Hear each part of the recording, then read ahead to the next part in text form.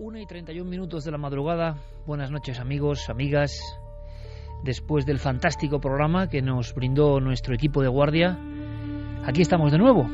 Y estamos de nuevo con historias, con sensaciones, con todo tipo de enigmas que se comprimen en lo que sería nuestro menú para todos vosotros. Pero yo no me resisto a contaros algo, aunque es imposible contarlo en el inicio. Os cansaría, seguro. Pero por lo menos, porque a mí me ha impresionado, me ha llamado la atención, si quiero relataros, no voy a decir un incidente, sino una coincidencia, una sensación que yo he vivido esta semana y que da pista o abre el camino para luego, en las profundidades de la madrugada, ahondar en uno de los misterios más hermosos, extraños, también hay que decirlo con tintes dramáticos, ocurridos en nuestro país. Un misterio del que yo ya sabía algo, pero como siempre nos ocurre a las gentes que hemos perseguido lo inexplicable, pues se nos cruzan en el camino, aparecen cuando uno, ¿verdad?, menos lo espera. Y es que, como ya me conocéis, pues me gustaría simplemente comentaros que prácticamente hace una semana, un poquito más, mientras seguro Javier, Fermín, Diego, Santi preparaban con ahínco y entusiasmo el reto de un nuevo programa, pues Carmen y yo, y nuestra niña y nuestros dos perros, atravesábamos la península. Solemos viajar de noche, los papás me entenderán muy bien, noche profunda. Y iba yo delante, conduciendo, Carmen detrás con la niña, ambas medio adormiladas, la niña completamente dormida.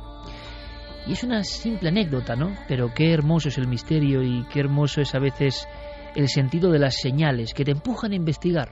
No sabes bien por qué, no es nada racional, pero te empujan a investigar.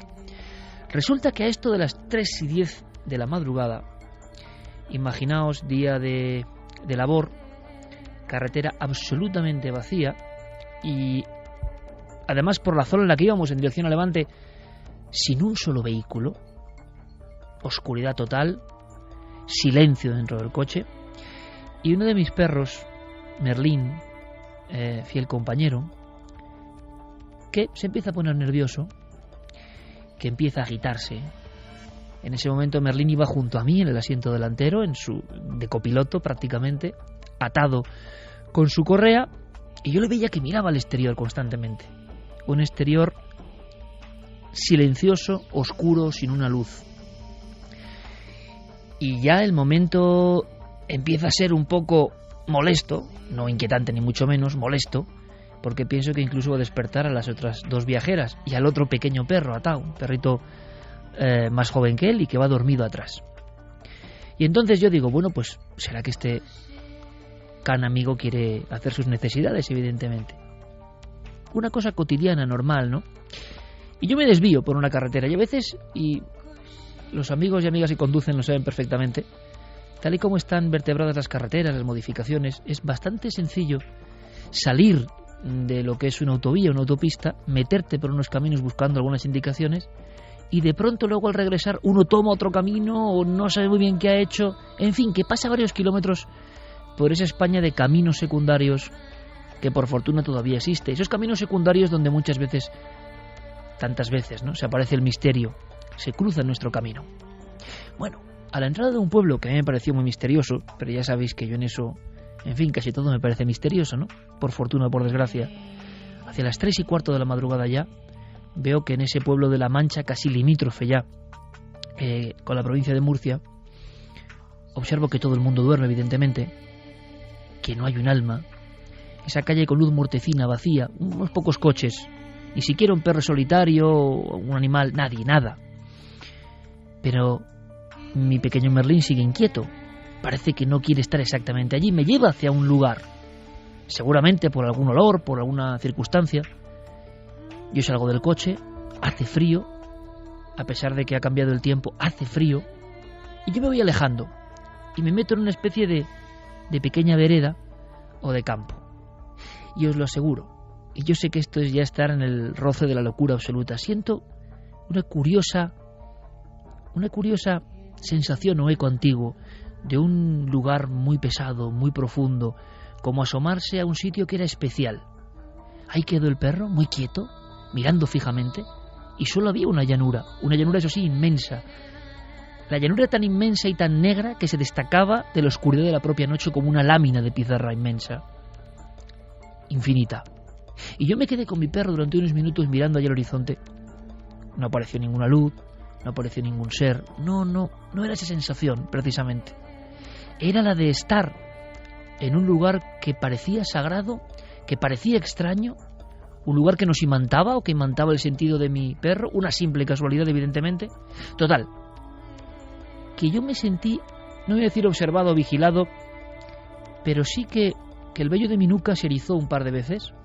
Y no estamos hablando de la sensación de terror, de misterio puro y duro, de encuentro con lo sobrenatural, aunque quizá en la antigüedad hubo algo de sobrenatural en ese mismo pago. Bueno, sí que lo hubo. Pero yo cojo al perro, voy caminando bastante deprisa de nuevo al coche, el coche en mitad del camino, nadie, el viento sopla, y el perro mira constantemente hacia atrás, hacia un llano. Un llano que tiene un enorme enigma en sus entrañas, que lo tuvo. Yo no lo sabía. Cojo mi vehículo y me alegro casi de alejarme de allí. No me ha gustado del todo la experiencia. Ha sido una experiencia distinta. El viaje se ha detenido en ese punto y no sé bien por qué.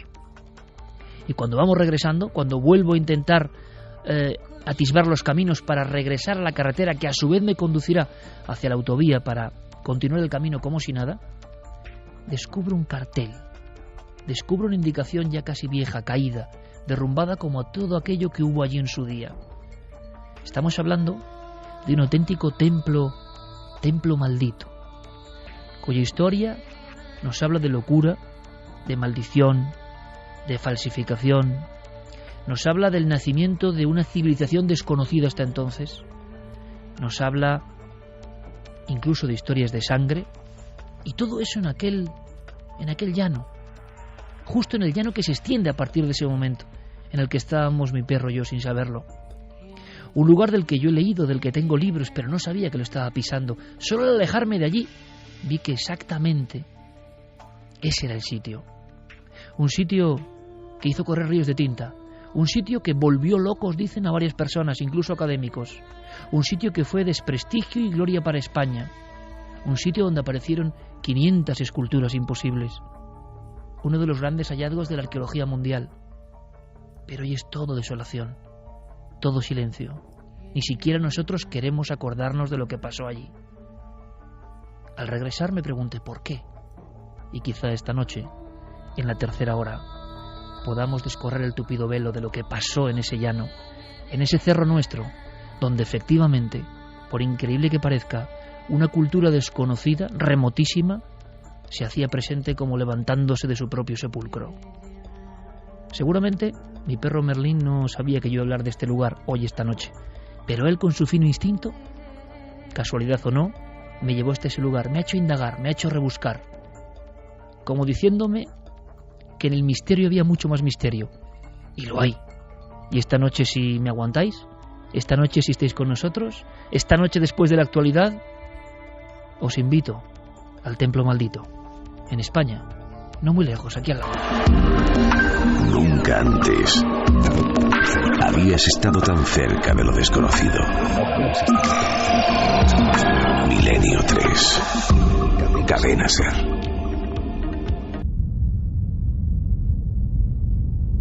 En Virginia pensaban que era la antigua señal, el malfario, el ensotanado, la criatura, el monstruo, el imposible, el daemon que se aparece para indicar que algo está a punto de quebrarse.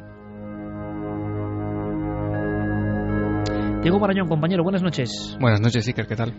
Bueno, por ti hemos conocido esta historia. Hay una novedad 110 años después, y yo creo que los amantes del misterio, vamos a decir, más bizarro, más puro, más duro, más increíble, y yo creo que por eso tiene un sello especial de valentía, van a disfrutar con El visitante de Van Meter.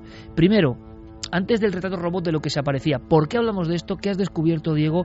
¿Qué ha pasado? Ha habido un trabajo nuevo sobre una cosa que parece que va más allá del mito, aunque parezca mentira, ¿no?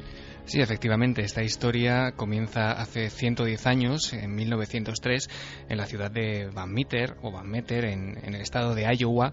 Por aquel entonces tenía unos 900 o 1000 habitantes, hoy en día no tiene muchos más, y este misterio ha vuelto a salir a la luz esta semana por la publicación en Estados Unidos de un trabajo llamado El visitante de Van Meter, un verdadero y misterioso encuentro con lo desconocido. Es un libro, Iker, que ha sido escrito por los investigadores Chad Lewis, Kevin Lee Nelson y la persona con la que hemos hablado esta noche, con Noah Voss. Bueno, un trabajo. Como ocurre en Estados Unidos, se mezcla la historiografía, la documentación en archivos, la pasión por el misterio para nada maquillada y sin ningún tipo de vergüenza, como debe ser, y se empieza a acudir a viejos legajos, a testimonios ya, claro, sepultados por el tiempo. Hablamos de hace 110 años, pero ahí está el interés. 44 años, por ejemplo, antes del inicio oficial de las historias extrañas aéreas, visiones de seres asociados a luces, ya hay algo que nos va a sorprender. ¿Antecedentes? Pues hombre, los hay, evidentemente. Aquí en este programa se ha hablado de Springle Jack, ese individuo extraño de aspecto fascineroso que tenía un candil o luz y que dicen que con gran maestría saltaba por los tejados de las zonas más deprimidas de Londres. Y ha habido sucesos de este tipo, pero ninguno tan terrorífico, porque lo que aparece es una gran ave o una especie de buitre humanizado que nos recuerda a otros animales humanizados o humanos animalizados que han causado el terror, y además rondando un mismo lugar. Y por ejemplo, hay que imaginarlo, una persona, 1903, la cristalera de su casa en su pueblo de Iowa de 900 habitantes, y que al otro lado del cristal, en la oscuridad, en la llanura, como yo os decía antes, observa esta figura que es absolutamente imposible. Zoología, criptozoología, encuentros con humanoides, ¿qué es esto? Hacemos un primer retrato robot, nos ponemos un poco en la piel de aquellos que asistieron a las apariciones, no una, ni dos, ni cinco, sino muchas más, de Van Meter, y nos cuentas un poco este hombre, ¿por qué se ha metido en esta historia, Diego? Es decir, estos investigadores, ¿por qué ahora de repente se ponen a investigar un caso que es absolutamente desconocido?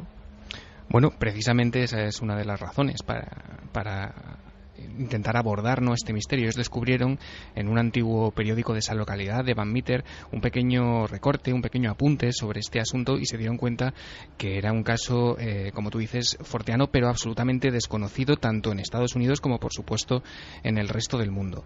Todo empieza, Iker, en el otoño de 1903. Es entonces cuando algunos de los más respetados ciudadanos de ese pequeño pueblo de Van Meter empiezan a encontrarse con cosas que se salen de lo normal. El primer encuentro no necesariamente tiene que ver con una figura ni con una criatura. La primera vez que ocurre algo raro en el pueblo es cuando un vecino de esa localidad, apellidado Griffith, eso es lo que han encontrado estos investigadores, se da cuenta que en el tejado de uno de los edificios de Van Meter aparece una extraña luz, una luz que esta persona que está acostumbrada a pasear de noche por esas calles, esa luz nunca ha estado ahí, y a partir de entonces comienza una historia que lleva sepultada 110 años. Todo empieza así, como nos cuenta Noah Voss. La criatura fue avistada por primera vez por un hombre apellidado Griffith. Esa primera vez le llamó la atención una luz inusual que venía del tejado de uno de los edificios.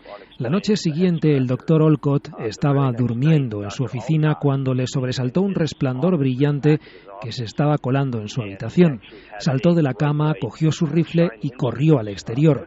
Describió lo que se encontró como una criatura alada, con un cuerno saliendo del centro de su cabeza, del que parecía salir un haz de luz. Al día siguiente, el cajero del banco, Peter Dunn, vio a la criatura y la describió del mismo modo, incluyendo las alas y el cuerno del que salía aquella especie de resplandor. Un físico apellidado White, la noche siguiente se despertó por un resplandor y un extraño ruido que venía de su ventana. A través del cristal vio a esta criatura de grandes alas posándose en diferentes postes de teléfono. Este hombre cogió su pistola y apuntó y disparó a la criatura.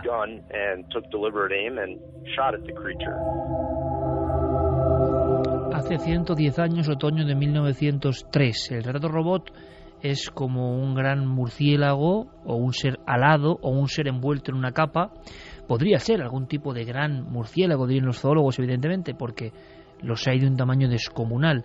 La cara sí parece más la de un buitre o la de una figura sin pelo y con un gran pico corvo que da respeto, pero los testigos definían o marcaban, y esto es muy impresionante, yo creo, quizá tenga que ver con simbología, con el inconsciente colectivo, no lo sé, pero como un gran diamante en mitad del pecho, simbolizando quizá el poder de una luz, un poder de reflectar, algo que llamaba la atención. Y ya tenemos aquí, Diego, unos primeros parámetros sorprendentes de todo hecho forteano. No hablamos solo de alguien con un atuendo extraño, sino que hay unos previos, hay una luz, hay unos ruidos. Estamos en 1903 y la descripción no difiere mucho de muchos encuentros cercanos del tercer tipo, como diría alguno, ¿no? En la actualidad.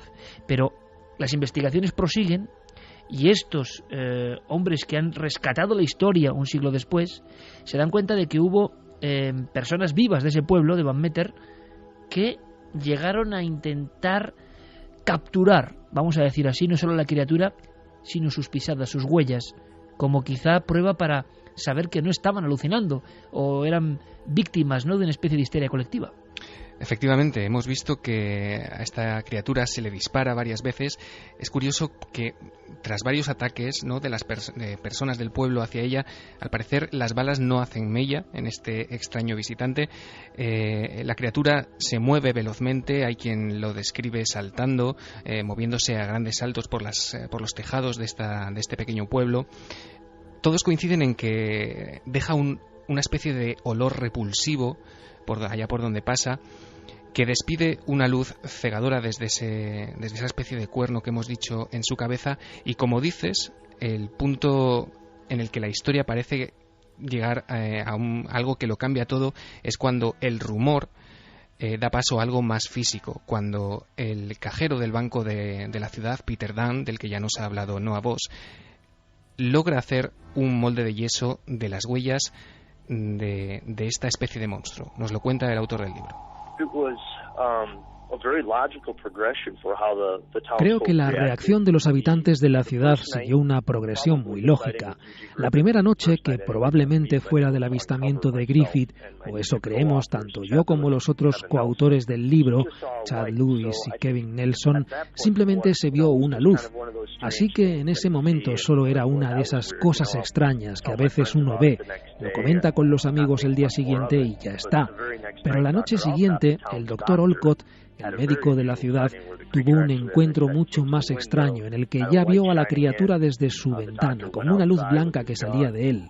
El doctor salió fuera con su arma y vio el cuerno, las grandes alas de murciélago. Creo que es en ese punto cuando la historia empieza a cobrar magnitud y cuando los habitantes de la ciudad pasan a estar confusos primero, un poco asustados después y aterrorizados al final. Había una extraña criatura, el visitante de Van Meter, apareciendo en mitad de la noche con una luz saliendo de un cuerno y con una aparente inmunidad a las balas. Al final de la semana había puro terror, cosa que no es de extrañar.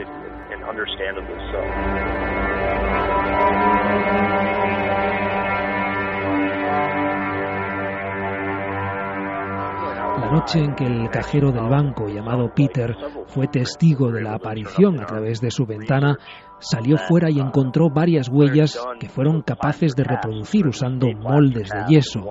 Él las describió como huellas con 3 dedos, algo similar a las huellas de un pterodáctilo, que muchas aves de hoy en día conservan.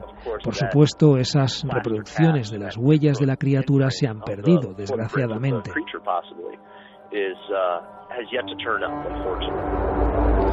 Casos, batidas en busca de esta especie de criatura infernal, porque ahora nos comentarás, Diego, la interpretación popular, evidentemente, en aquella América profunda de 1903, pero a mí me causa escalofrío sincero el hecho de estar viendo unos retratos, ¿no?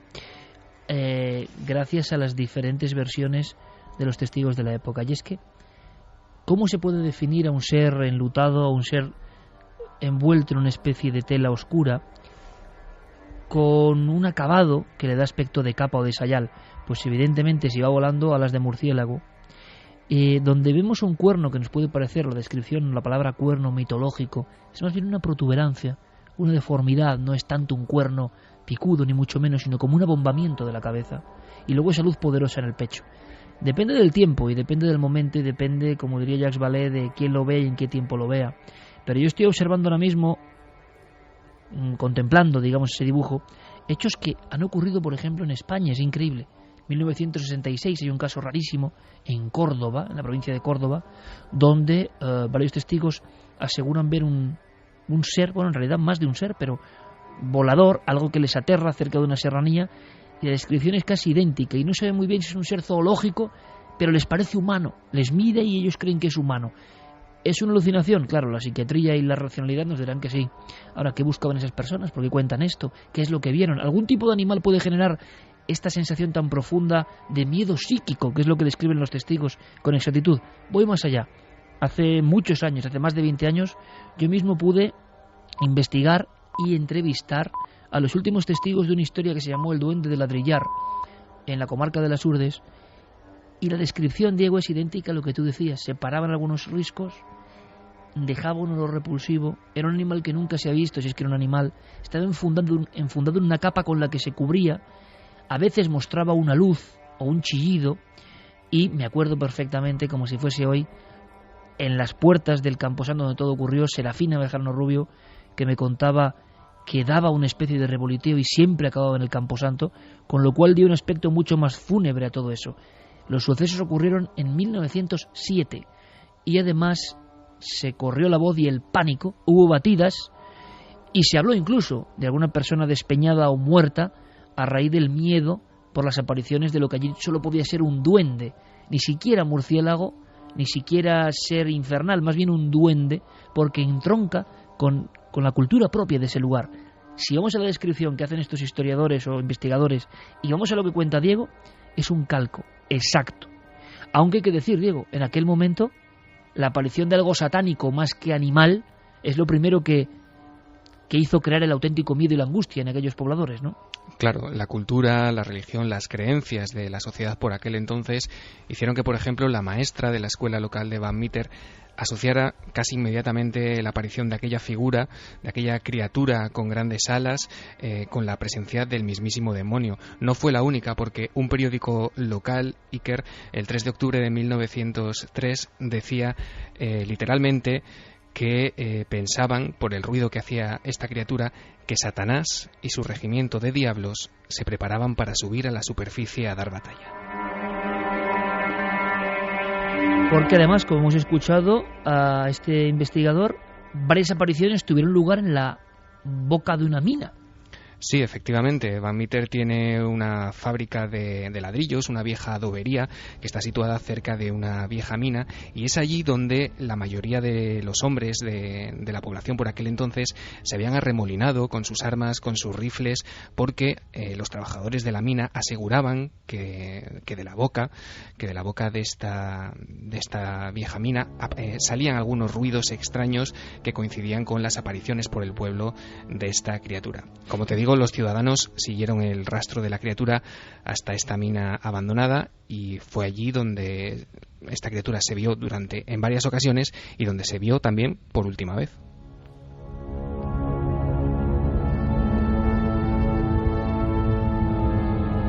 Tras los pasos del mundo forteano, keliano, del mundo irracional, del mundo que parece que a veces provoca estos errores o cosas incomprensibles para nuestra mente humana, y que de vez en cuando visitan a una comunidad y la trastocan por algo, como con un mensaje. Si yo entrevisté en las Urdes a Serafina Bejarano o a otros testigos que han visto prácticamente lo mismo, Santi Camacho ha tenido la oportunidad de estar en dos lugares.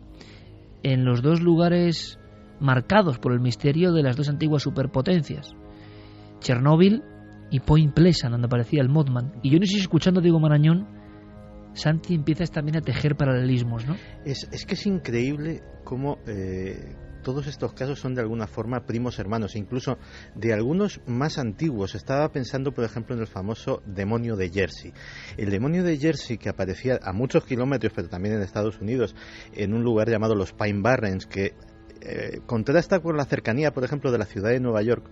Pero los Pine Barrens es para conocerlo, o sea, es un lugar salvaje, es un lugar donde es muy fácil perderse, es uno de estos bosques inmensos y siniestros que albergan los Estados Unidos. Y curiosamente, el diablo de Jersey también habitaba en un lugar muy concreto. Aquí hablábamos de una mina, el diablo de Jersey habitaba en un lugar de donde se extraía hierro para hacer balas de cañón. Curiosamente, cuando se decía que lo habían disparado a este ser de Diego, y no lo habían hecho efecto, se cuenta que el diablo de Jersey, un comodoro que estaba allí encargado de probar la calidad de la artillería, le disparó con su cañón y que tampoco le hacían absolutamente nada. Es más, este diablo de Jersey, por ejemplo, también era el precedente de las primeras mutilaciones de ganado. E incluso tuvo un testigo célebre que era ni más ni menos que José Bonaparte, nuestro Pepe Botella, que en un viaje al otro lado del Atlántico pues tuvo la ocasión de verlo. Pero desde luego sí que los paralelismos que he vivido en propia carne son increíbles. Porque lo que el público, permíteme, Santi, porque dices Point Pleasant, Mothman, historia conocida para nuestros amigos del misterio, pero por ejemplo en Chernóbil, quizá el público, nuestros amigos no lo sepan, había uno de estos pájaros de mal agüero. Sí, la lástima es que la práctica totalidad, o sea, los testimonios que pude obtener eran testimonios de segunda mano, porque curiosamente la práctica totalidad de testigos del pájaro negro de Chernóbil, que empezó a manifestarse apenas un mes antes, a principios de abril de 1986, empezó a manifestarse por la zona, por Pripyat, una especie de pájaro negro gigantesco que acosaba de alguna forma a los técnicos de la central, que incluso tenía les provocaba pesadillas. Estos técnicos que veían al pájaro negro y tenían esas pesadillas, como cuenta John Keel del Mothman, a veces recibían extrañas llamadas telefónicas a medianoche en las que nadie contestaba. Pues la práctica totalidad de testigos directos del pájaro negro de Chernóbil murieron a consecuencia del accidente nuclear. Y sabemos también, luego contará Santiago, que en el caso de Point Pleasant todo acabó con una tragedia en mitad del pueblo y las personas interpretaron que eso era un visitante o era la propia energía condensada, un egregor que dicen los sabios, ¿no? Por el miedo, la quebradura en el inconsciente colectivo, el saber sin saberlo que puede ocurrir algo tremendo, ¿no? Y curiosamente, otro paralelismo, el caso de Point Pleasant empezó también con luces en el cielo. Al principio ya estábamos en los años 60, ya el concepto de ovni se conocía, ya no era era un misterio, pero era un misterio, digámoslo así, identificado o etiquetado, y en los reportes del periódico local, de unos meses antes de que empezase a verse la criatura, pues sí que había testimonios de que alguien había visto luces cruzando los cielos de Point Pleasant, de toda la comarca, atravesando el río Ohio, y efectivamente pues unas semanas después empezó a tenerse los primeros testimonios del ser, que también tenía un lugar específico para aparecerse, que era la llamada área TNT, que era un inmenso polvorín donde se guardaba munición de la Segunda Guerra Mundial y que era, digámoslo así, el hogar de esta criatura. Mismo aspecto prácticamente, seguramente un esquema idéntico, y que luego los testigos, claro, según sea el tiempo, según sea la creencia, van modificando.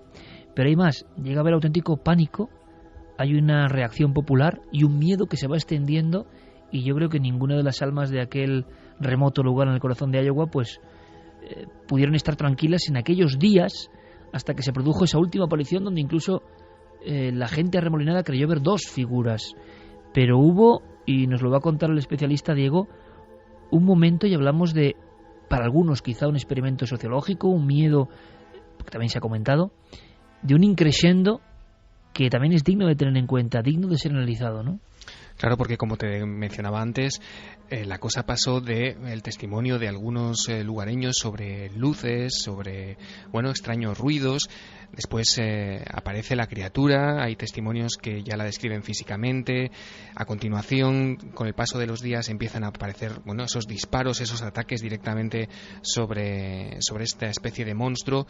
Y, como te digo, los ciudadanos, digamos que acorralan o creen sitiar a esta especie de criatura en la vieja mina del pueblo.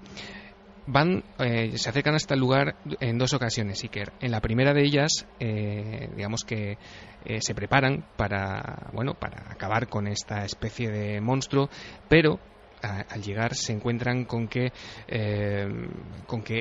esta especie de pájaro o de ave extraña despide una especie de flash de luz, de fogonazo a través de esa protuberancia en su cabeza, que deja literalmente paralizados de terror a todos estos ciudadanos y huyen despavoridos. Sabiendo lo que se van a encontrar, es a la mañana siguiente cuando regresan con todas sus armas, bien armados, para acabar con él. Y ocurre lo que nos cuenta Noah Voss. La última vez que se le vio fue casi seguro el 4 de octubre de 1903. Esa es la fecha que hemos determinado a partir de diversos documentos. La aparición tuvo lugar ese sábado por la mañana de 1 de octubre, cuando 2 criaturas aparecieron en la misma. Aquel lugar estaba prácticamente sitiado por una multitud de hombres del pueblo que, de acuerdo a las crónicas, fueron allí con sus armas y pasaron al menos 6 horas esperando que la criatura saliese. Cuando eso ocurrió, todos los hombres abrieron fuego con sus rifles, dispararon y dispararon sin ningún efecto o resultado, y las 2 criaturas se internaron de nuevo en la mina.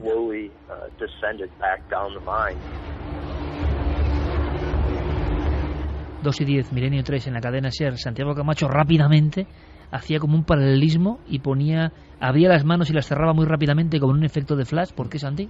Los ojos rojos del Mothman, que también destelleaban, y era precisamente, a veces algunos testigos era lo único que podían recordar con claridad, que aquello tenía unos ojos rojos luminosos que emitían una luz propia y que era lo que más llenaba de terror a aquellas personas.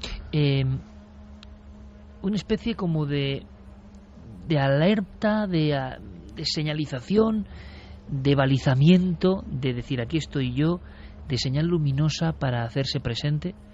Claro, evidentemente 1903 o el Mothman es una copia de esta historia, o estas historias han pasado siempre, o ha habido mucha fenomenología que desconocemos. Estamos en el mundo de lo forteano, en el mundo de lo increíble. Estados Unidos y todo el mundo se convierten en un lugar donde ocurren al parecer estas cosas, o por lo menos se cuentan estas cosas, y en la prensa aparece el temor de estas gentes con nombres y apellidos, documentos. Ahora, imagino que también estos investigadores de la historia local han especulado con la posibilidad de que fuese un fraude, por lo increíble que parece todo esto, Diego. Sí, le hemos preguntado por eso, porque como dices, en la prensa se reflejó el temor, y no solo el temor, también el malestar de muchos vecinos que veían cómo el nombre de su ciudad, de Van Meter, se veía asociado a esta especie de apariciones o de hechos forteanos que granjeaban a este pequeño pueblo una malísima reputación. Evidentemente la sombra del fraude sigue revoloteando 110 años Nunca después, mejor dicho, por este caso, efectivamente, y sobre eso también nos hablaba nuestro invitado. Nuestro libro, El visitante de Van Meter, tiene 250 páginas, y uno de los capítulos a los que dedicamos más atención es aquel que aborda la posibilidad de que fuese un fraude. En mi opinión personal, y resumiendo mucho, sí creo que al principio ocurrió algo extraño, pero al final de aquella semana puede que a alguien le interesara perpetuar un engaño. Quizá fuera alguien del pueblo que por diversión se disfrazó con una capa para asustar a la gente y hacer de la historia algo mucho más exagerado. Y es que en todos los casos de este tipo de encuentros con entidades sombrías y que parecen extrahumanas o no humanas, siempre cabe la posibilidad de que, se ha dicho en todos los casos españoles, Saucedilla, Vegas de Coria, Escalante, en ese catálogo extraño de 40, 50 casos, Valverde de Leganés, muy parecidos, Isla, se habla de, y si algún vecino, incluso en algunos casos provisto de zancos, con unas capas, ¿creerá esto? Bueno, está bien, y con una luz dentro, me imagino, con una linterna, emulando al mítico Springer Jack, más antiguo todavía. Pero uno dice, ¿y los disparos, por ejemplo? ¿Cómo alguien no es herido por disparos, por balazos? Claro, esto es difícil de creer hoy en día, está clarísimo y desde luego parecen casos de otro tiempo. Sabemos que en el siglo XIX, principios del XX, hubo muchas historias de este tipo. Hemos hablado con personas que aseguran que han visto algo similar. La propia interpretación y descripción va variando con el tiempo. Como decimos, el peso de lo cultural hace que uno pues pueda ver un ensotanado o un fantasma antes que una criatura. Estoy recordando un caso en Puerto Rico, de los más espantosos, lo recogía Antonio Rivera en su mítico Encuentros con Humanoides. La Flowing South Sea Review fue la primera que realmente divulgó los dibujos. Se parece mucho, y es el caso de un militar que está en una terraza que da a un lugar con mucha casuística extraña.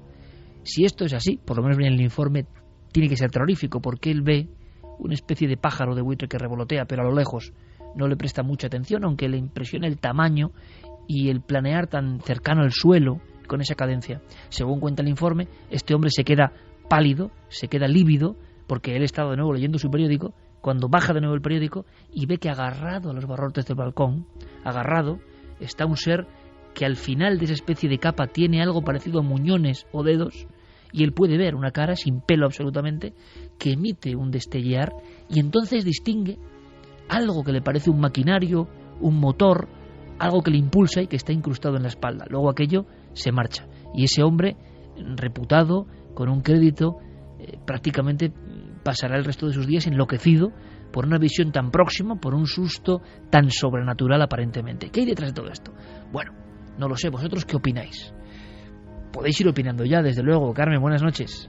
Buenas madrugadas, Iker. Imagino que hay muchas posibilidades, ¿no?, para estos casos forteanos.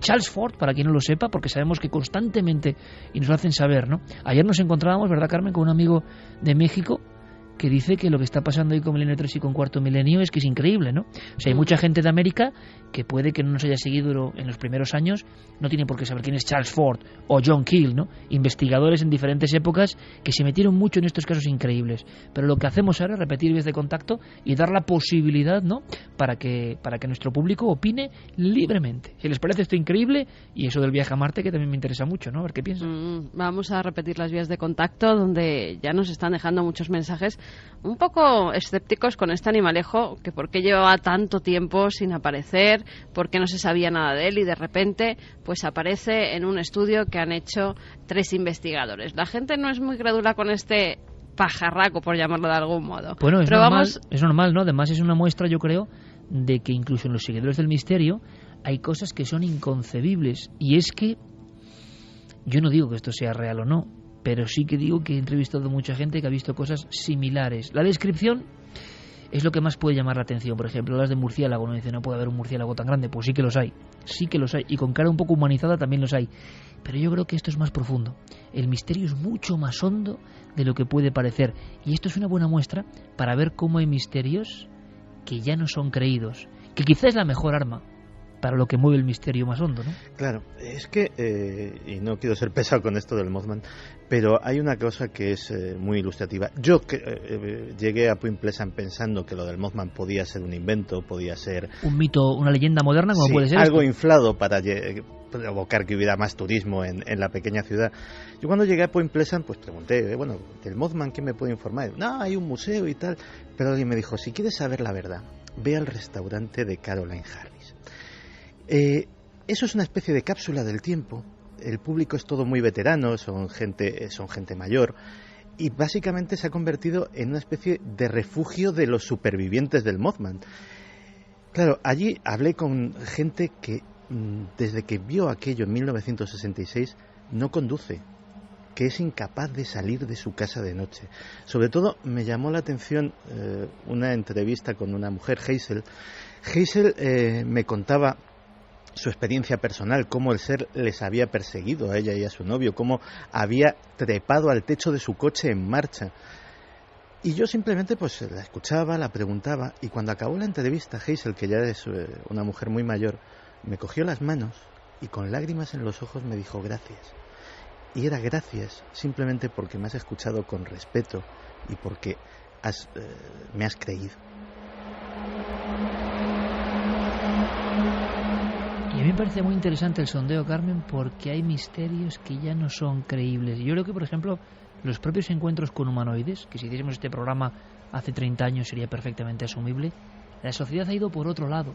E incluso las personas que creen, y con toda la honestidad, por supuesto, interesarse por el misterio, ya ponen unas barreras, esto no me lo creo, esto no. Yo lo digo, y es opinión mía personal, por supuesto, al revés, cuanto más investigo, he ido por el camino contrario de muchos de mis colegas, de la inmensa mayoría. Creo que el misterio es más profundo, más hondo, más transformador, más extraordinario, más extraño de todo lo que yo creía. Y hay una cosa que une estos sucesos, todos los que hemos contado a lo largo de estos 40 minutos, por ejemplo, y tantos y tantos y tantos, y lo he comentado muchas veces, el enorme contenido psíquico. Y el contenido psíquico es algo que es el impacto emocional terrible, muy difícil de contar, muy difícil de verbalizar, pero que el testigo, como decía Santi, lo sufre, sabe muy bien que le ha pasado, y que no le contentan las explicaciones paralelas, alucinaciones, te despistaste, ibas cansado. El que lo ha vivido y lo ha visto con diferentes formas, su impotencia es porque sabe que ya ni siquiera la gente que puede amar el misterio les puede creer. Están en el umbral de lo demasiado increíble. Y a veces, mi sensación, ojo, puedo estar perfectamente equivocado, la aparición de lo más irracional y lo más increíble es la última baza del misterio para avisarnos de que algo seguimos no controlándolo, que ellos siguen libres, demonios, ángeles en la antigüedad, seres hoy, para decirnos que en el fondo nuestra grandeza es muy poca, que estamos en el planeta Tierra y que viniendo de fuera o de dentro, que no lo sé, siguen mostrándonos que tenemos una porción muy, muy corta del conocimiento. Ahora, ¿qué piensa el público? Es muy interesante. Público joven, público que se ha incorporado en los últimos años al misterio. Pueden creer en ciertas cosas y en esto ya no. Y a mí eso me parece sumamente interesante, Carmen. Pues sí, mira, ya nos decía en Sombra Norceste, por ejemplo, no creo que esos seres sean pájaros de mal agüero, más bien nos están previniendo de una desgracia, pero quizá lo hayamos olvidado. Sobre todo porque estaban comentando que el Mothman, al parecer, pues siempre se aparecía antes de que hubiera una desgracia. Podía ser que este nuevo ser también se apareciera para dar un aviso de algo. Darvos, dice el visitante de Van Meter, parece un ser sacado de la mitología griega. Coco Fernández, quién sabe si igual que los osos invernan durante meses, puede haber criaturas que sus ciclos activos sean cada determinados años y permanezcan aletargados durante grandes periodos o viviendo en otro medio en función de ciertos cambios climáticos. ¿Difícil? ¿Imposible? Raúl Cebrián, que parece un pariente lejano de un pterodáctilo. Mario Leonardo. Mira, vamos a quedarnos con eso, que me parece muy interesante, Carmen. Pterodáctilo, ¿no? Algo imposible, evidentemente. Lo que se ve, lo que el cerebro, que es el que ve, cree ver, a veces no es lo que se está viendo realmente. Es más, toda la realidad no deja de ser un engaño de nuestro propio cerebro, en el que tenemos visiones comunes, evidentemente. Es imposible, aunque decir imposible ya, que un pterodáctilo siga vivo, ¿no? Ahora, os puedo asegurar que hay personas perfectamente cuerdas, perfectamente preparadas en la sociedad, algunos incrédulos que de pronto observaron cosas increíbles en los cielos y en España. Antes hablábamos de Córdoba, año 66. Ojo, que de ese tipo de testimonios en Estados Unidos no son ni siquiera tan nuevos como del siglo pasado.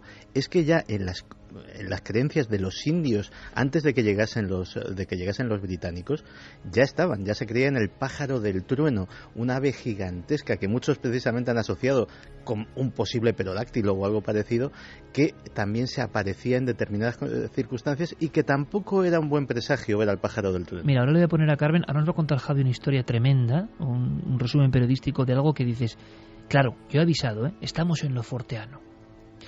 Para tantos amigos que dicen, hombre, es que ya casi no habléis de misterios clásicos. No, nosotros hablamos de misterios ya en lo hondo de vez en cuando y nos tiramos a la piscina con tremenda alegría, porque yo creo que hay un mensaje que no acabamos de entender muy bien, de la propia naturaleza quizá, que es muy misteriosa. Pero sé que le voy a poner la carne de gallina a Carmen, lo vas a ver, porque sabes dónde... En ese espacio de las cartas dedicadas de los lectores de ese periódico. Esa carta va firmada por una persona que se llama Pere Carbó. Dice que la noche del 28 de mayo, cuando él estaba durmiendo en el barrio de las Cortes, escucha un sonido muy extraño, un sonido que no había oído nunca en su vida, un sonido que le pone la piel de gallina y que le hace despertarse y levantarse inmediatamente de la cama para salir, abrir la ventana y ver qué es lo que está ocurriendo. Y dice que en ese momento se encuentra con un extraño ser alado de varios metros de longitud. Él dice que de entre 3 y 5 metros, por eso le llama la atención, con unas grandes alas, que está batiendo esas alas y emitiendo esos graznidos que le han despertado, y ve como varios vecinos salen también a las ventanas para mirar qué es ese ser que está sobrevolando el barrio de las Cortes. En esa primera publicación, esa primera carta, él dice: numerosos vecinos lo han visto y numerosos son también los comentarios al día siguiente. Suponemos que en otros barrios y otras personas debieron verlo. ¿Qué era? Y lo que es más extraño, ¿por qué no ha aparecido ninguna noticia en la prensa? Seguimos la pista. Hay más testigos, hay más documentos, hay más historias del extraño pájaro, se dijo, o auténtico... en fin, no voy a decir temor, o sí, en los testigos, pero hubo una pequeña revolución. Podemos decir, fue un fake de su época mucho antes de Internet, o la gente vio algo. Hay pájaros que puedan provocar fuera de su entorno esa imagen de algo poderosísimo. Hombre, un albatros es impresionante, ¿no? Si extiende las alas, pero algo así con ese aspecto. ¿Qué has logrado averiguar? Bueno, el impacto fue tal, Iker, que la gente llegó a organizar batidas para ir a la zona de Montjuic y esperar allí a este pájaro nocturno que aparecía en mitad de la noche con sus grandes alas negras y que fue visto por decenas de personas. De hecho, llegó a recoger más de 50 cartas publicadas en La Vanguardia. 50 cartas. Con nombres y apellidos de DNI, Uh-huh. claro, para publicar cartas al director en La Vanguardia. Están los apellidos totalmente. De hecho, he corroborado algunos de ellos y hay algunas personas que aparecen todavía en algunos listines telefónicos. Hombre, por supuesto, si alguien recuerda algo de eso, fue testigo, aquí nos tiene Milenio 3, por supuesto, y las vías de contacto. Pues 4 días después de publicarse esta pequeña nota, escribe José García García. Él es la segunda persona que habla al respecto. Y él dice que en otro barrio él y varios amigos ven también algo parecido. También dice que le despiertan unos graznidos que son tan tremendos que hacen vibrar incluso los cristales de su dormitorio. Y en ese momento, cuando él sale, ve a ese pájaro de más de 8 metros de longitud, de ala a ala, dice él, de un color muy negro, tan negro que casi resalta en el contraste de la noche, del cielo nocturno, y él se hace otra pregunta también en esa carta que envía a los lectores de La Vanguardia. Dice: ¿por qué va a extrañar el silencio de la prensa? Solo nos cuentan lo que quieren. ¿Y el de las autoridades? ¿No se mantiene parecido silencio oficial en el tema de los ovnis? Claro, 8 metros, imagino que es una estimación en la noche de algo que vuela, que pueden ser 8, pueden ser 4, pueden ser 5, pueden ser 3 o 8, yo no lo sé. Desde luego nos parece algo zoológicamente imposible, a no ser que haya una maqueta, a no ser que haya una criatura real prehistórica que no creemos, ¿no? Entonces, ¿qué hay? La gente está viendo una imagen que significa algo, la gente está empatizando mentalmente con una idea que surge ahí, hay un animal real más natural o deformado, o no lo sé bien, que provoca este enorme susto. Es todo, y quizá lo descubramos, una especie de bulo que se intentó mover en su día en la Barcelona de los años 90. Estas personas hablarán hoy, serán capaces de ponerse, por ejemplo, delante del micrófono o la cámara para ver si vieron eso. Bueno, el trabajo ya lo empezamos, ¿no, Javi? Prácticamente. Sí, desde luego. Nosotros vamos a hacer lo posible por hablar con estos testigos. Son más de 50 personas, esos nombres y apellidos que se puede corroborar, pero este segundo lector que escribía, José García, decía que había otro enigma y él apuntaba otro enigma. Hablando con los vecinos del vecindario, muchos le contaron que habían desaparecido varios gatos que habían desaparecido de las terrazas y que no habían aparecido en el suelo como si se hubieran caído. Eran más de 2 y más de 3, y él decía como si se hubieran caído de los balcones, pero sin que se hallara el cadáver en las calles. Es muy curioso, Javi, porque también hay que decirlo, en la historia de las cartas al director en Cataluña hay toda una amplia historia de contar casos y cosas que luego quedan un poco en el tejido de lo confuso. Es más, en el año 68, un periódico que ya no existe, se llamaba Telexpress, publicó una noticia sobre unos extrañísimos seres, un poco de esto que estamos hablando hoy, seres bizarrísimos, medio animaloides, extrañísimos, que dan un susto de muerte a unas personas cerca de Tivisa, pueblo luego conocido por sus muchos enigmas e historia extraña. Bueno, y al final, en las cartas al director, que parece que en Cataluña era algo como muy... Bueno, y se ve en las primeras revistas de misterios, ¿no?, el espadachinaje constante que hay en cartas al director. Yo no descarto, fijaos lo que os digo, que sea algún tipo de experimento sociológico. Lo digo así de claro. A mí me suena un poco a eso, pero me puedo equivocar y puede que haya gente hoy, 23 años después, que diga que vio eso. Sería asombroso y entonces ya empezaríamos la investigación zoológica o de otro tipo. Así que lo dejamos ahí. A ver si la semana que viene o en las próximas semanas tenemos noticias, y si alguien en aquella época, a principios de los 90 en Barcelona, recuerda alguno de estos fenómenos, por supuesto que se ponga en contacto con nosotros. Para rematar un poco la semana forteana, semana de hechos insólitos, podemos, Carmen, hablar de algo que ha ocurrido en Argentina, si no me equivoco, estos mismos días. Pues sí, que hace unos días y todavía se están viendo, hace unas pocas horas era el último avistamiento de una niña, la llaman la niña que espanta, y la describen como una pequeña de 5 o 6 años, que es bastante delgadita, tiene el pelo muy largo, rubio, y sobre todo impacta su cara, que es muy blanca. Los vecinos de la zona, es un paraje que se llama Tres Varones, están verdaderamente asustados porque son unas familias muy humildes, todos se conocen allí, y de repente esta pequeña aparece a los pies de la cama de una vecina o en el patio de otra familia delante de una niña. Siempre la misma figura. Siempre la misma niña, y además una cosa que me ha llamado verdaderamente la atención, no es una aparición que ocurra por la noche, es siempre de día, con lo cual los testigos lo pueden ver perfectamente.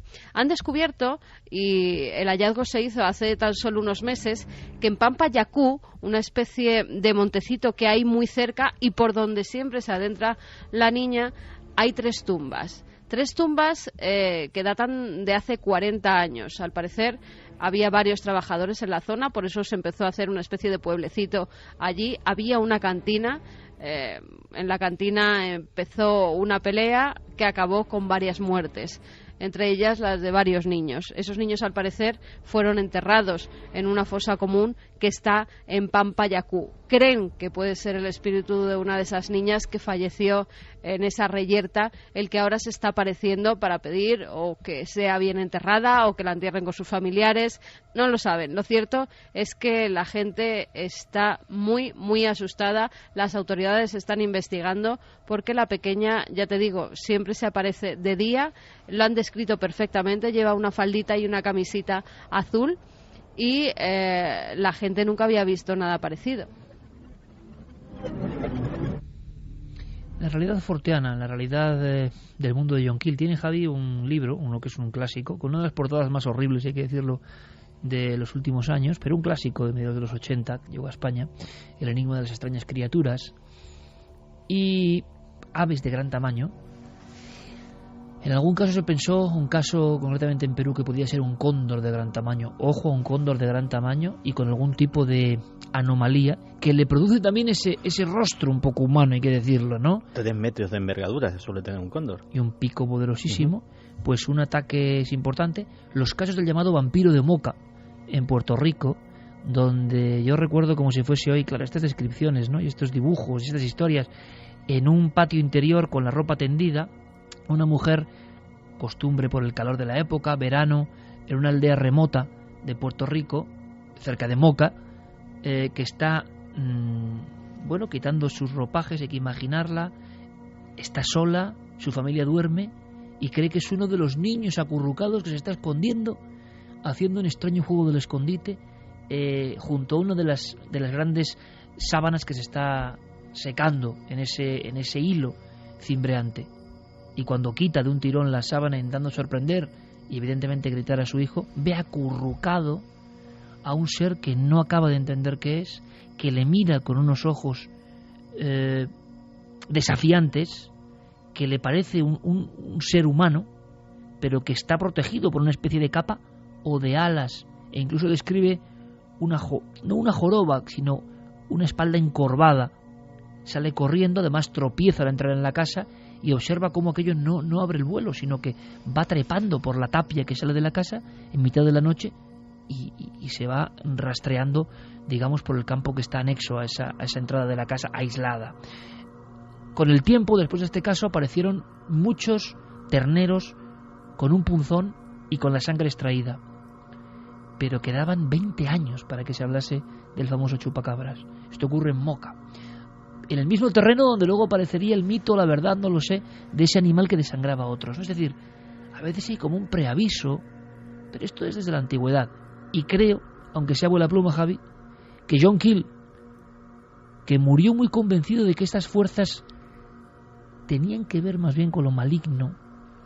Esto sí que es un poco inquietante, ¿no? John Keel, que acaba en su apartamento de Nueva York en 2009 con muchas deudas, ¿verdad, Santi? Sí. Yo no sé si enloquecido, y es posible no enloquecerse. Lo vamos a ver luego, si los arqueólogos, los historiadores se enloquecen, los del misterio también se enloquecen, normal, porque uno no tiene una vida normal, uno está intentando descorrer cortinas muy opacas con cosas maravillosas y también terroríficas.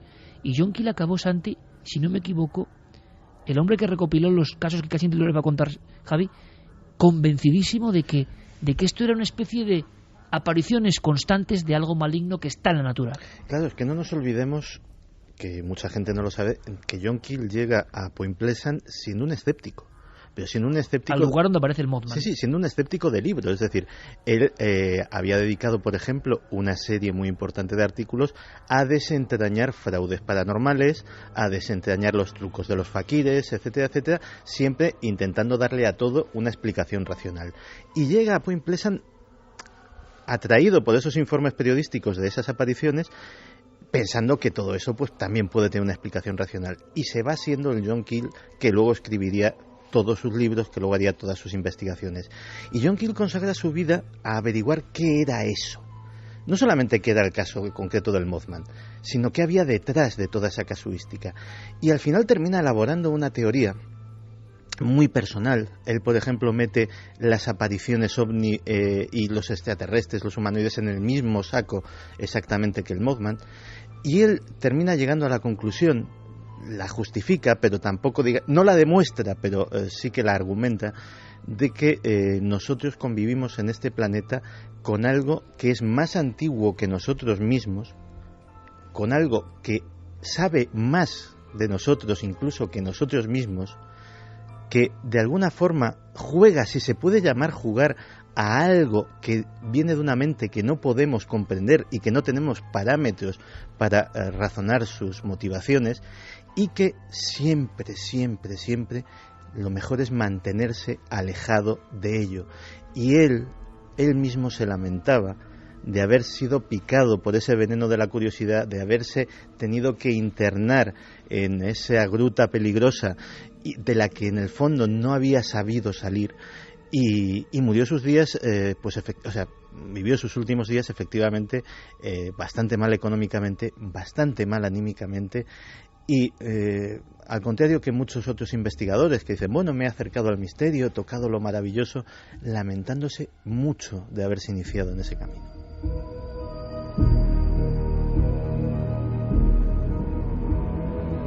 Esta disertación de Santiago Camacho de verdad me ha puesto un escalofrío, pero en la columna, vértebra a vértebra, porque estoy bastante de acuerdo, quizá no en lo negativo, pero bastante de acuerdo en eso de algo más remoto, más poderoso, anterior a nosotros, y que se disfraza de diferentes cosas y que seguramente sea una parte de eso que llamamos naturaleza y que no sabemos hasta dónde va, ¿no?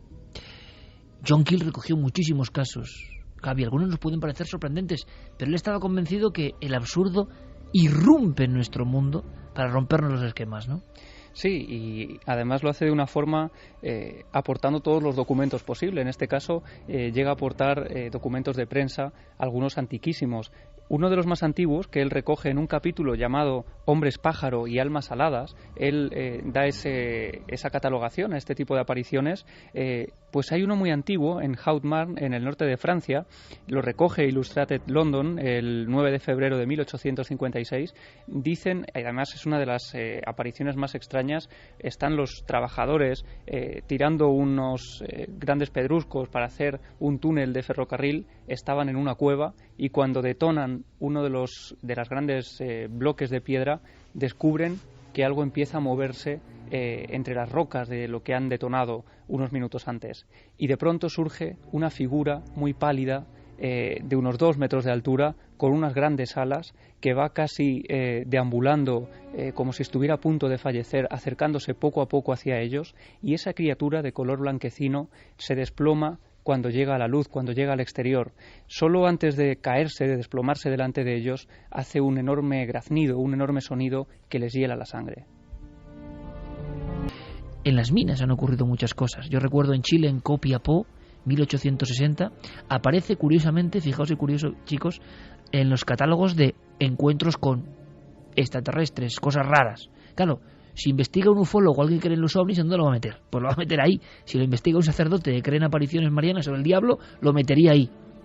Pero cuando uno va a los catálogos, y yo he conocido a grandes amigos y ufólogos chilenos y les he entrevistado, como Anfruns, venía, primer caso de la historia de Chile de un ser que se aparece, Copiapó, 1860, y lo que ven los mineros cuando están barrenando en la mina una vez más, claro, imagino que todo esto es como una especie de símbolo de la ultratumba o la ultratierra, o el viaje a lo profundo de la tierra, de donde han surgido tantos mitos, ¿no?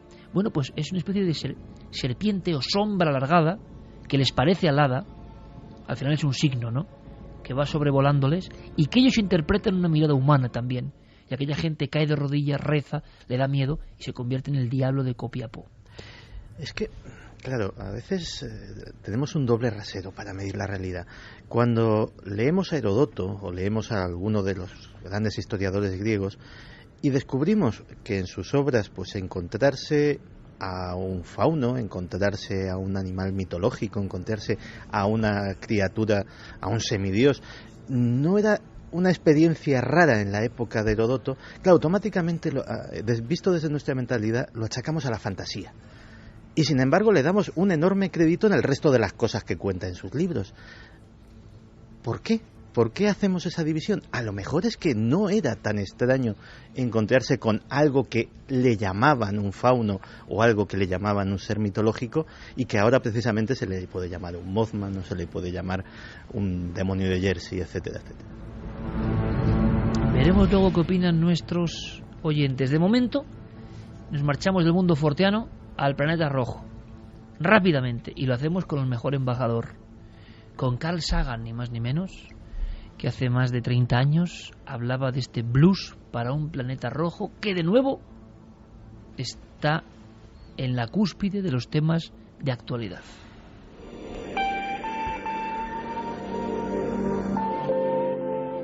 Los marcianos.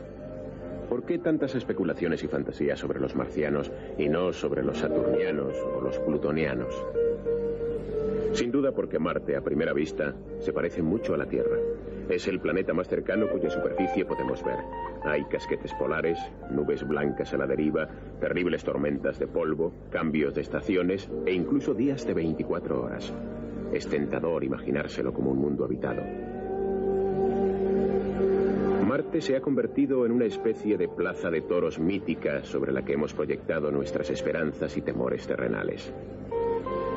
Los mitos tenebrosos sobre Marte han resultado ser falsos, de forma que algunas personas se han pasado al extremo opuesto y han llegado a la conclusión de que el planeta ofrece poco interés. Han empezado a cantar blues al planeta rojo. No obstante, el verdadero Marte es un mundo de maravillas. Sus perspectivas futuras son mucho más intrigantes que nuestras antiguas ideas sobre él. En este siglo hemos examinado la arena de Marte y hemos logrado llegar allí convirtiendo nuestros sueños en realidad.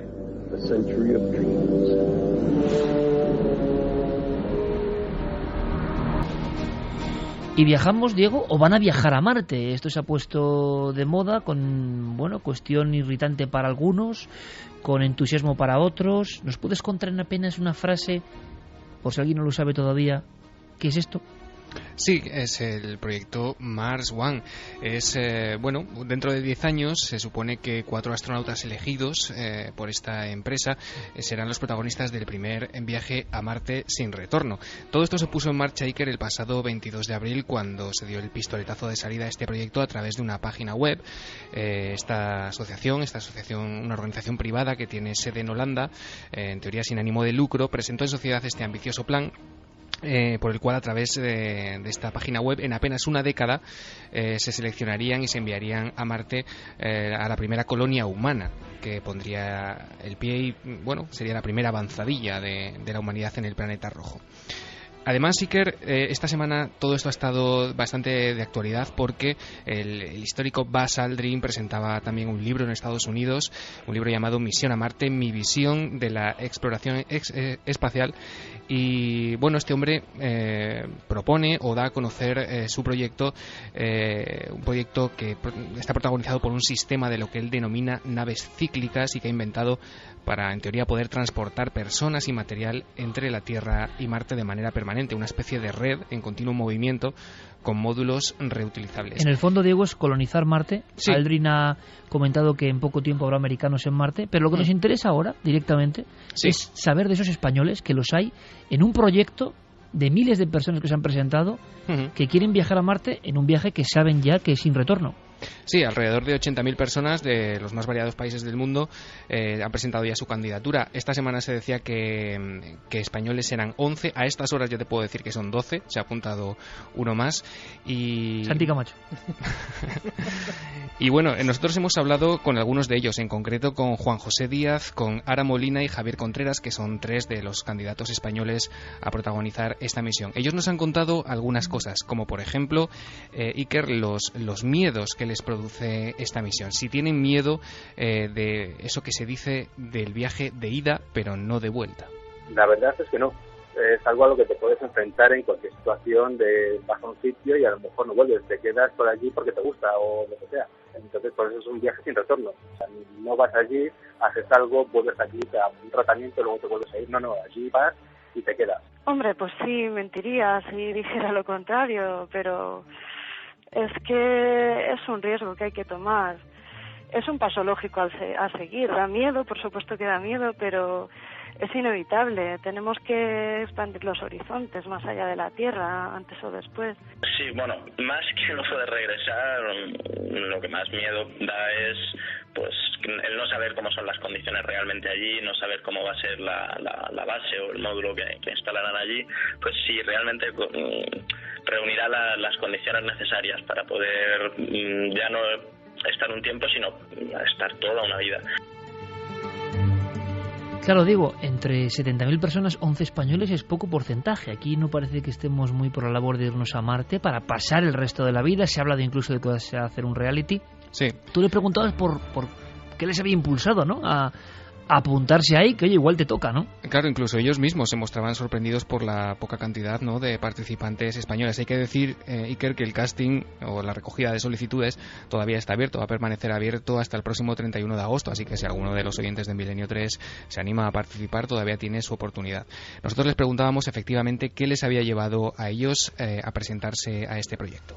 A mí me ha motivado mucho la ciencia y la ciencia ficción, la lectura de libros sobre el tema, Isaac Asimov, y sobre todo de Marte, en especial la trilogía de Kim Stanley Robinson, que es una lectura apasionante y muy detallada de todo lo que una colonia que se establece por primera vez en Marte se puede encontrar allí, cómo tienen que sacar el día a día. Creo que es un paso lógico, porque, como bien ha dicho Stephen Hawking hace poco, si permanecemos otros 1000 años aquí en este planeta sin movernos, nos extinguimos. Entonces, creo que más obvio no puede ser. Mi campo, lo que yo estudio es ingeniería energética, entonces, digamos, un proyecto de este calibre sería llegar a lo más alto en mi campo. Llegar a lo más alto, seguro. ¿Te ha sorprendido algo? Ahora nos va a contar algo que nos puede sorprender a todos Santiago Camacho, y enseguida Carmen con mensajes a mí me gustaría saber qué oyentes estarían dispuestos a viajar a Marte, a una especie de módulos en el planeta rojo, que realmente es como un desierto rojizo, eso sí, en un paso impresionante para la humanidad, pero sin billete de vuelta, ojo. O sea, las tumbas, si es que hay tumbas, no sé, estarían en Marte. Tumbas humanas, ¿eh? Suena, en fin, a 2001, yo no sé a qué suena ya. Pero te ha llamado la atención rápidamente, Diego, algo une a estas personas con las que has hablado, no sé si a nivel cultural, nivel económico, tienen hijos, no tienen hijos, están apasionados con la historia, son seguidores del misterio de la ciencia, no sé, ¿qué te ha llamado la atención? Bueno, en realidad son de todos los estratos sociales. Yo he hablado con algunos de ellos y lo que me llama la atención es realmente el poco miedo que parecen tener a esa perspectiva del no regreso a la Tierra. A ninguno les parece preocupar excesivamente esa condición que alguno me comentaba, Iker, que incluso va a ir especificada y en el contrato que ellos en teoría van a tener que firmar si es que resultan seleccionados durante los 7 años que van a estar preparándose. Es curioso porque algunos expertos han dicho que hay motivos, ¿no?, para este viaje de ida sin regreso. Es porque durante los 8 meses que en teoría duraría ese viaje, estos tripulantes, estos astronautas perderían masa de músculos y huesos. En fin, el campo gravitacional de Marte parece ser que es menos fuerte, sería casi imposible después reajustarse a las condiciones de la Tierra, y la verdad es que cuando yo les preguntaba si ellos sentían miedo, el no era casi unánime. Qué curioso. Santi, ¿qué les puede pasar? ¿Qué se sabe? Ha habido experimentos, ¿no? Aunque sea brevemente, pero apuntes básicos de lo que se sabe que ocurre cuando hay una experiencia parecida a esto. Bueno, en un flash, y resumiéndolo muchísimo, el mayor miedo en una condición de aislamiento absoluta y sobre todo de por vida es que les ataque lo que se denomina el cabin fever, la fiebre de la cabaña, esa forma de histeria que cuando un grupo humano se encuentra en condiciones de máximo aislamiento, pues puede llevar a condiciones de agresividad mutua, etcétera, etcétera. Pero eso es solo una hipótesis. Lo que sí se sabe es lo que les ha sucedido a todos los astronautas que han estado en la Estación Espacial Internacional o en la Mir antes de ella, y que han sido monitorizados constantemente su comportamiento para saber de esa rama que está en pañales, que es la psicología espacial. Y lo primero que se ha notado es el proceso que se llama desplazamiento de la tensión. El grupo automáticamente intenta sacar la tensión de dentro de sí, ¿cómo? Proyectándola en el control de la misión. Todos los conflictos, todo lo malo que sucede, todo lo que les pueda perturbar, la culpa es de los de la Tierra. Con lo cual, en esa situación de estrés, intentan buscarse un enemigo común que intenta cohesionar al grupo. También está, y eso se va viendo incluso estadísticamente, lo que se llama el cerramiento psicológico.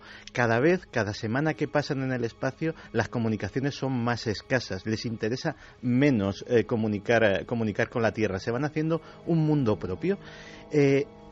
Pero no solamente como grupo, sino como personas. Eso se llama la autonomización. Estás en una situación de máximo estrés y intentas depender lo menos posible de los demás, volverte lo más autónomo posible, en cierto sentido volverte más egocéntrico. ¿Para qué? Para tener una cierta ilusión de control de la situación, que ya de por sí es muy estresante. Cuando los grupos son muy grandes, además se generan pequeños subgrupos que empiezan a entrar en conflicto entre ellos y que, pues esto lo hemos visto hasta en los reality shows. Iba a decir, es Gran Hermano, ¿no? Efectivamente. Pero además estaba pensando, Santi, en un tono de humor, tú y yo que hemos trabajado durante años en la misma revista y que ahora lo hacemos en la televisión. En el fondo, tú te acuerdas, yo estaba todo el día por ahí con el coche en la carretera y tú te tienes que encargar de la redacción. El control de la misión. La culpa era del reportero o la culpa de la redacción. Efectivamente. Pero hoy en día en la tele, o la culpa es de redacción o la culpa es de imagen. Siempre, en el fondo, ¿no? Y en todo, yo creo, ¿no? Los grupos señalan sus errores y los reflejan en el otro, ¿no? Y luego también se ha observado mucho a los astronautas que han regresado. Y curiosamente, los niveles de ansiedad, depresión, abuso del alcohol, desajustes en sus matrimonios, etcétera, etcétera, suben muchísimo. De hecho, pasan un proceso que se llama astenización, que se caracteriza por fatiga, irritabilidad, falta de equilibrio emocional, déficit de atención. Es como si les costase, una vez han estado tanto tiempo en el espacio, reajustarse a la vida en la Tierra. Pero hay también algunos datos positivos. Te iba a decir eso, digo, ¿algo positivo hay? Sí. Tendencia a la espiritualidad. De repente... como los astronautas que han estado en la Luna. Claro, de hecho, todo el que ha pasado esa barrera y ha pasado un tiempo fuera de nuestro planeta, pues se vuelve más espiritual. Y no solo eso, cuando regresan, aprecian mucho mejor la belleza de la tierra, la importancia de las pequeñas cosas que nosotros muchas veces no le damos ninguna importancia, ellos sí. Ten en cuenta que esta gente va a vivir, si llegan a Marte, en un entorno en el que las comunicaciones tienen 44 minutos de retardo, es decir, tú hablas con un señor y la respuesta tarda 44 minutos en llegarte. Sin internet, las emisiones de radio no llegan, o sea, no sé, olvídate de la televisión, olvídate hasta de Milenio 3, es decir... Eso es duro, ¿eh? Eso es duro.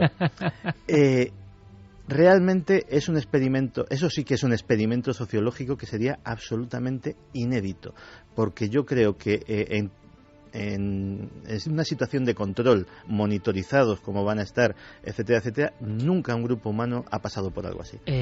Carmen, ¿y nuestro público qué piensa? ¿Serían capaces de apuntarse a este viaje sin retorno a Marte? Bueno, pues muchos dicen que si se pudiera sintonizar Milenio 3 y Cuarto Milenio, que a lo mejor se lo pensaban. Claro, disfrutar de las músicas de Noel Calero y de su arte, pues eso hasta en Marte. Mira, Osmar nos dice: yo sí iría a Marte y que mi nombre quede escrito en la historia espacial.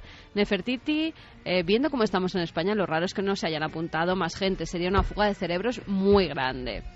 Para poner un tono de humor, Jorge Berrocal, ya sabéis, concursante de Gran Hermano. Yo a este reality no me apunto, más que nada porque por mucho que te pongan la pierna encima, sigues en Marte. Qué grande, qué grande. Qué grande. Y muchas personas claro, opinando. Oscuro dice: tenían miedo los colonos europeos a morir en el Nuevo Mundo. En proporción es lo mismo. Darbox, sabéis, en Marte se puede escuchar Milenio 3 y ver Cuarto Milenio. Si es así, me apunto. Pato dice: ¿cuántos años tardarían en llegar a Marte? Antes de llegar seguro que se matan entre sí. Es nuestra naturaleza. Alicia Fontiveros hablan de un viaje a Marte como si fuese una excursión de colegio. En estos momentos no me imagino viaje más arriesgado. Paco García, para mí es muy irritante en la forma que se está planteando el primer viaje a Marte. Lo digo porque es como un casting estilo Gran Hermano. Sí, lo raro, lógico es que sean científicos. Claro, y gente muy preparada. Por cierto, ¿algún oyente ha descubierto el lugar del que yo hablaba tan misterioso en el viaje en carretera? Sí. ¿Sí? Sí. Bueno, luego me lo cuentas, venga. Vale. Ahora nuestros compañeros con toda la información, el mundo se mueve evidentemente, España también, como no puede ser menos, están pasando cosas constantemente y tenemos que estar como siempre en la cadena SER informados puntualmente. Luego nosotros regresamos con ese lugar en pleno corazón de España, ese templo absolutamente misterioso y muchas cosas. Santi, gracias compañero.